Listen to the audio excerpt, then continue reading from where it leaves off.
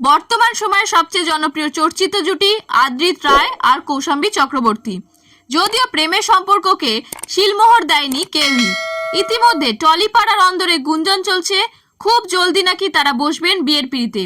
2024 সালেই 4 হাত এক হতে পারে এমনটাই আশা করছেন তাদের ভক্তরা।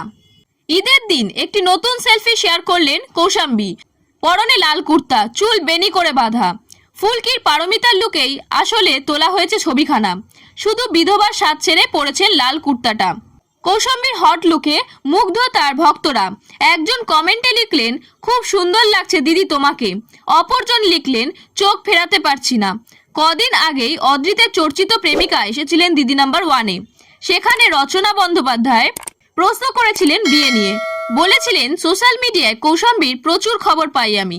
মিঠাইয়ের পর থেকে ও একটু বেশিই ভালো আছে। অবসর সময়ে গান শুনছে, খুব গ্লো করছে। দিদির মুখে এমন কথা লজ্জায় ফেলে দিয়েছিল কৌশাম্বীকে। বলে উঠেছিলেন, এসব তুমি কি করছো বলো তো। এরপর পেটের থেকে কথা বার করতে রচনা বলে উঠেছিলেন, খুব জলদি দিল্লি কা লাড্ডু খেতে চলেছে। তারপর অবশ্য হাল ছাড়তেই হয়েছিল কৌশাম্বীকে। বলেছিলেন, মনের মানুষ আছেন তার মনে। সঙ্গে অবশ্য বাড়ির লোক যে তাদের সম্পর্ক জানে আর মেনে নিয়েছে সেটাও বলে দেন রচনাকে। আসলে মিঠাই ধারাবাহিক থেকেই আদ্রিত আর কৌশাম্বীর সম্পর্কে শুরু। প্রথমে বন্ধুত্ব, তারপর ভালোবেসে ফেলেন একে অপরকে, এমনটাই গুঞ্জন টলিপাড়ায়। মিঠাই ধারাবাহিকের দিদি আর ভাইয়ের চরিত্রে ছিলেন তারা।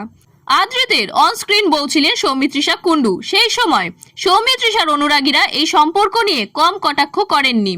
অনলাইনে বেজায় কটূক্তি চলত কৌশাম্বীকে নিয়ে। এমনকি অভিনেত্রীর বাবা কয়েকবার প্রতিবাদও করেছিলেন ট্রোলারদের কমেন্টে। তাতে অপমানিত হতে হয় অভিনেত্রীর বয়স্ক বাবাকে। তবে মিঠাই শেষ হওয়ার পর থেকে অনেকটাই কমেছে ট্রোল। ধীরে ধীরে খোলস ভাঙছেন তারাও।